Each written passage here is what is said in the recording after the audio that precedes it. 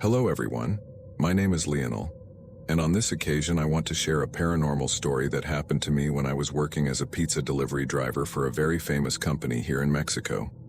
I was younger then, and would deliver pizzas all day long on my motorcycle. At that time it wasn't as dangerous as it is now, so I could ride around all day and night, delivering pizzas without fear of encountering any harm. However, I never imagined that something paranormal would happen to me, as I had never believed in such things. In fact, I used to mock those who shared such stories, calling them liars or just people seeking attention. But here I am now, sharing my own paranormal story. It all began one afternoon when I set out to deliver several pizzas to various homes. It got dark, and I still had 2 more deliveries nearby. I had to hurry to make it in time, within the 30-minute delivery window that the pizzeria enforced. I arrived at the next house, which was a single-story building with a gate that acted as a fence, allowing one to see the entire front yard. I got off my motorcycle and noticed an elderly woman wearing a long white floor-length robe with long sleeves holding a hose. Oddly, no water was coming out, yet she moved it as if she were watering the plants there. I found this very strange, especially given the woman's attire. It was a summer night, and where I live it gets extremely hot, even at night. We were almost at 40 degrees Celsius, and here she was, dressed as if it were winter. But that was none of my concern or business. The woman appeared to be watering the plants with a closed hose, and I just assumed perhaps she was an old lady who had forgotten things. However, things turned bizarre when I greeted her. "Good evening," I said, but the lady turned to look at me without responding or showing any expression on her face. The creepiest part was that she stopped moving the hose and just stood there doing nothing, staring at me. I told her that I had come to deliver the pizza ordered to this address, but she still didn't respond. I honestly didn't know what to do next. I couldn't think of anything other than to knock on the gate with my keys to see if someone else would come out, as I doubted she was the one who ordered the pizza. I knocked several times, but no one came out, and the old woman's gaze was making me increasingly uncomfortable.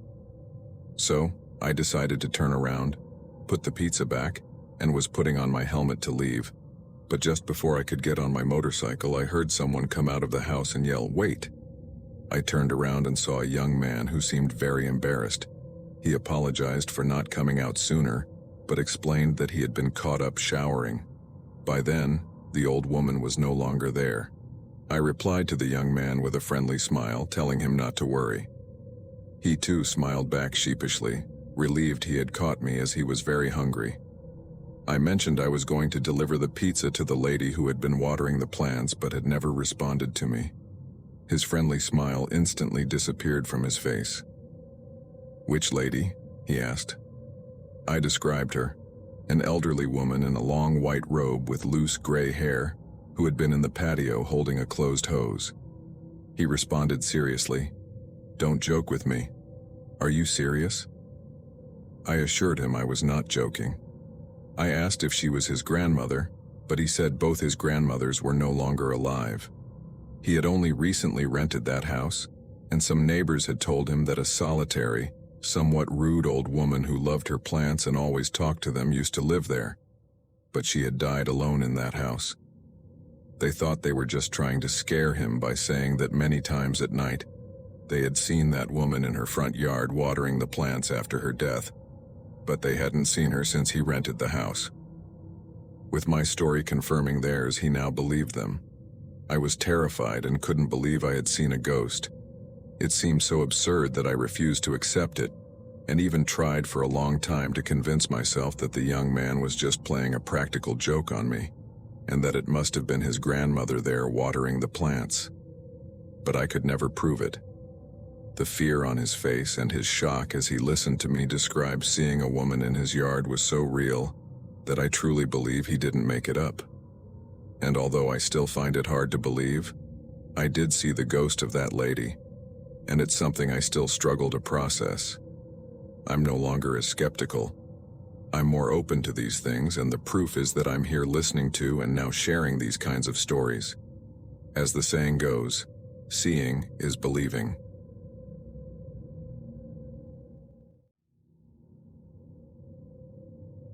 Hello to everyone. My name is Ramon Ochoa, and I was a delivery driver for a Chinese food restaurant from 2010 to 2016. This was my evening job, which allowed me to pay for university. During that time, I attended school in the mornings and would start my delivery shift at 5 p.m., finishing around 11:30 p.m. The restaurant closed at midnight, and it also featured a bar area. I must admit, during this job, I encountered many bizarre and strange occurrences, which made me realize just how many odd people there are in this world. It's a somewhat risky job, especially working night shifts, but I did it out of necessity and because it was the only job that fit my schedule. I'm going to share with you the most unsettling and disturbing experience I had during that time. It was a Friday night, and I had received 2 orders that needed to be delivered to locations far apart from each other, and it was almost 10 p.m. I tried to hurry. I went to the first address and delivered the food with total normalcy. After that, I immediately headed to the second address, which was on the other side of the city, and it was almost 11 p.m. by then. I was only hoping for a good tip and wasn't even considering that something bad or strange might happen on this delivery. I arrived at a house that was isolated from the others, located at the end of a street next to a vacant lot, which I found quite eerie as a place to live.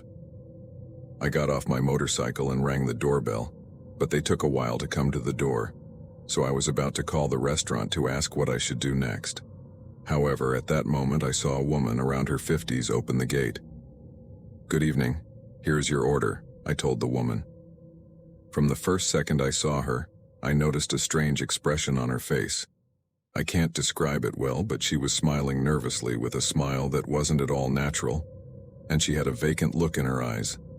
In fact, she seemed extremely distracted because she didn't even respond when I mentioned I had brought her order. It took her a moment to react, and then she said, "Can you come in for a moment? I forgot the money in the dining room." I told her it was no problem and that I could wait outside on my motorcycle while she got the money, but she insisted a lot that I come inside, even offering me a glass of water. Honestly, I don't know why I agreed to enter. I felt a bit sorry for her, seeing the conditions she lived in, alone. Maybe she just wanted some company. So I entered her house and stayed right behind the front door because I didn't want to intrude further into her home. I saw her walk towards the dining room at the back of the house, grab her purse, and walk back towards me. I tried to make small talk, telling her that her house was very nice, but she didn't respond at all. She just kept taking the money out of her purse when suddenly, noises came from the upper floor. Loud footsteps and the sound of something heavy falling to the floor, though it wasn't glass. The woman, hearing that noise, her previously expressionless face turned into one filled with fear. She looked up with that terror in her eyes, and at the same time tears began to form. She started to tremble so much that she couldn't even get the money out. I was getting very nervous and asked her if she was okay, and if there was someone else with her in the house. Instead of answering what I was asking, she only replied in a very low voice, "He's awake. He's coming for me." My skin crawled upon hearing that, and seeing that face, which I can't forget, full of fear. Of course, I didn't know who she was referring to, but my only reaction was to grab her arm and take her out of the house, leading her to the street to put us both out of danger from whoever was there. "Tell me who's there, who's coming for you. I need to know to call the police and be able to help you," I repeated several times to the lady, but she didn't react, just trembled and cried as if in a state of shock.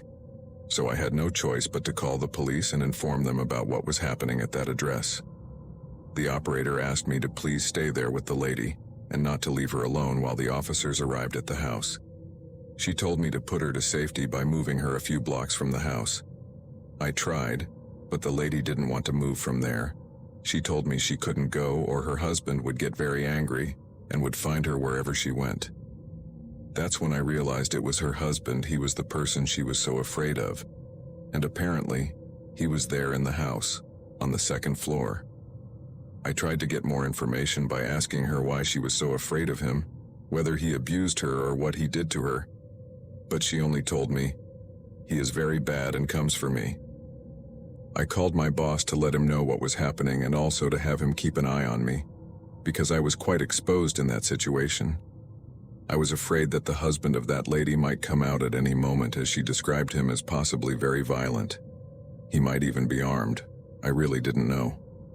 I was very scared, but I still decided to stay with the lady until finally the patrol car arrived at the scene. I briefed the officers on what was happening. They asked the lady the same questions I did, but she didn't respond with anything concrete. She was still looking lost, and only said that her husband was already coming for her. I told the officers that she had been repeating that since the noises were heard from the second floor, but she didn't want to tell me anything more. So, they entered the residence, asking me to stay outside with the lady. I don't know how many minutes they took, but for me they were eternal. The uncertainty was making me very anxious, and my nerves were on edge. When suddenly I saw that an officer came out speaking over the radio, asking for reinforcements from the forensic team and SEMIFO, Forensic Medical Service. That's when I knew that everything was wrong, because they had clearly found someone lifeless inside that house. The officer began to question the lady, asking her if the man who was lifeless in the main bedroom was her husband, but she didn't respond concretely. Each time the officer questioned her, until she finally answered yes, that he was her husband and that surely he was very furious for what she had done to him and that he was going to come for her. I was there, astonished, listening to all this, because essentially, the lady confessed that she had been the one who had taken his life. Although she said that he beat her and did many things to her, which is why she had defended herself. But in her mind, the fear of him was so great that she still thought he would get up and hurt her. There was something very strange that didn't quite fit. If you remember, I had heard thumps and footsteps in the upper floor when I entered the residence. So I asked the officers if there had been anyone else in the house, to which they responded that no.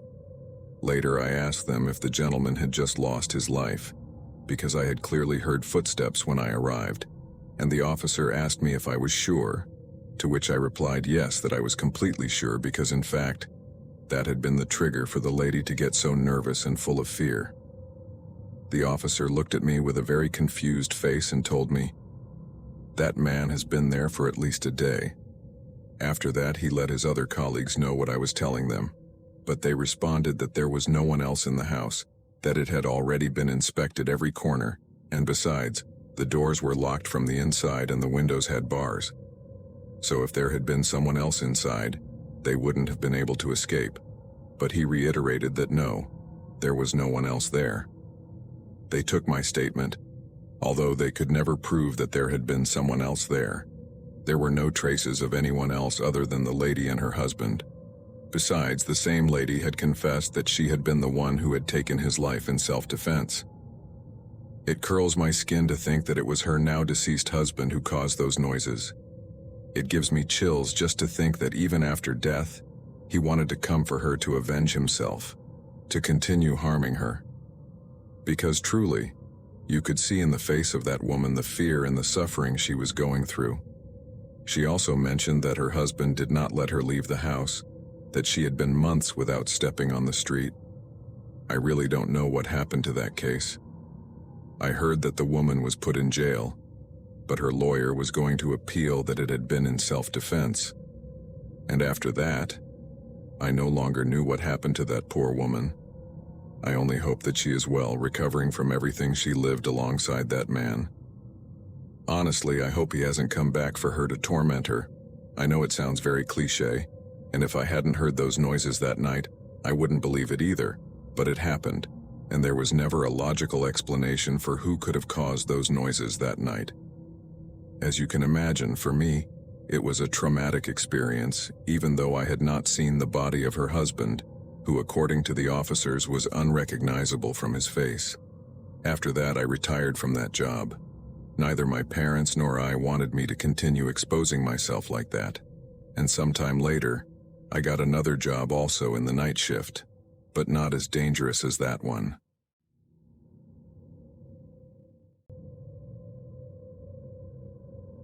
My name is Damian Trevino, and I hope you're having an excellent day or night. Today I'd like to share an anecdote that happened to me when I was 23 years old and working as a delivery driver for a Mexican restaurant. I worked all day until 10 p.m. trying to save money to afford university. I wanted to become a dentist, and the tuition and materials were very expensive, so I had to work very hard to gather all that money. However, I want to tell you a story that was extremely disturbing for me and, in fact, made me afraid of making night deliveries thereafter. One night I had to deliver an order to a location far from the restaurant. I left on my motorcycle as usual, trying to get there on time because, as I said, the place was quite remote. I still remember the exact address. It was an area where well-off people lived. To put it one way, the houses were very beautiful and large. Honestly, I had never been inside that subdivision, but I was quite impressed. However, the house I was delivering to had nothing to do with the others.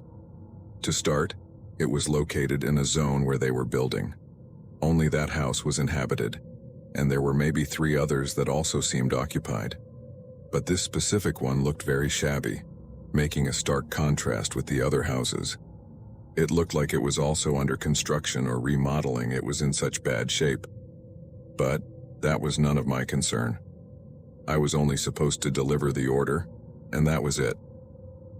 I got off the bike and started knocking on the gate as it didn't even have a doorbell. At that moment, an elderly woman came out, but she wasn't very old. I couldn't see her well at first because it was all dark in her yard until she came closer to the gate.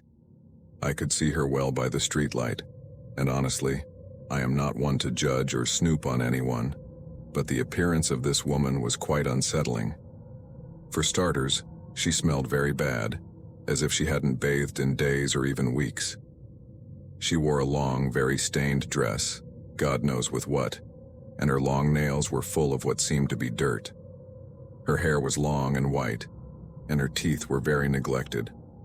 As I mentioned, it was none of my business, but I couldn't help wondering why a woman like that lived in a subdivision that seemed to be for rich people.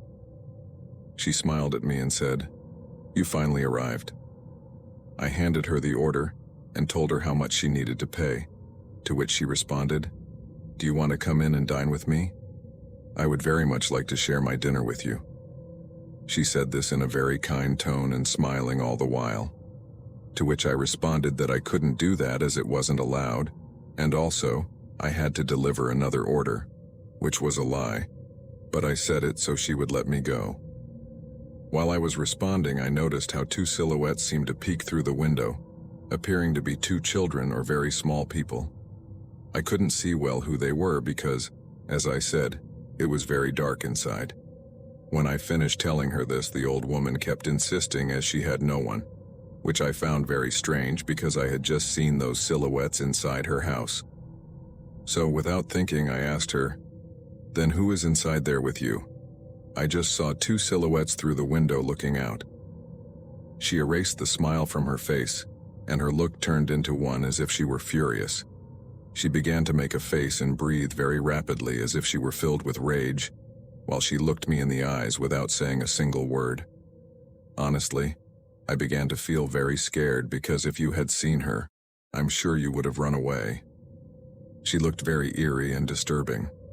My only reaction was to tell her good night, get on my bike, but it felt like something out of a movie. My bike didn't want to start. The old lady stood there watching me, filled with fury, and when she saw that my bike wouldn't start, she began to laugh in a very scandalous and grotesque way. I truly wanted to run away from there and leave my bike lying, but I couldn't do that because it wasn't even my bike and I didn't have the money to pay for it if something happened to it. So, I got off the bike and started pushing it, because all I wanted was to get away from there. As I did this, that lady started to stick her arms out through the gate, screaming at me not to leave, to come into her house and keep her and her friends company, all while laughing maniacally. She was completely insane.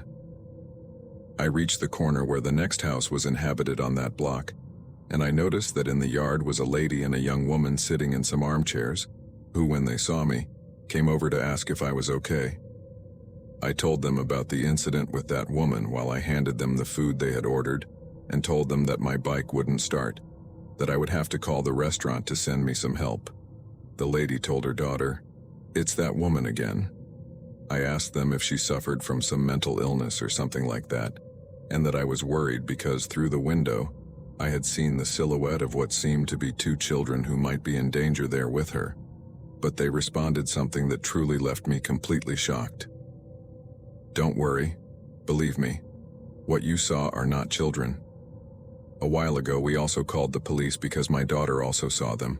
But they checked the house, and the old woman was alone. That woman does witchcraft, we knew, because the same officers told us everything they saw inside that house, which, by the way, smelled very bad, and she always screams that her friends protect her and threatens us, that if we mess with her, she will harm us. She says they are two demons who always accompany her in her house. So, they are not children. I listened to all this with goosebumps. They offered me their company while my boss arrived in his truck to load up the bike, but I couldn't help asking them if they weren't afraid of living there, just a few houses away from that crazy lady, to which they responded that they were, but they hadn't been able to get her out of there because that lady had lived in that house long before the subdivision was built, which, by the way, was very new at that time, and she had the papers for that house. I honestly felt a bit of pity for them, and also fear because they mentioned they lived alone. I hope they are well, and that at least they now have more neighbors and not just that very creepy lady. After that, my boss arrived, we loaded the bike, and we left, not without thanking that lady and her daughter who had offered me their company while my boss came for me, and also telling them to take care of themselves. I never returned to that address, so I don't know what happened with that woman, but it was a very bad time that night, and I can't stop thinking to this day that if those two silhouettes that I saw were those demons that the lady mentioned, because if they were, I can't believe I saw them. It gives me goosebumps just thinking about it. There is no doubt that there are very crazy and also very bad people in this world. I don't know why that lady wanted me to enter her house, but it is clear that it wasn't for anything good. Imagine what could have happened to me if I had entered. I think I wouldn't be here telling you my story. Be very careful and never trust anyone completely. No matter how old and defenseless a person may seem, you never know what they are capable of doing.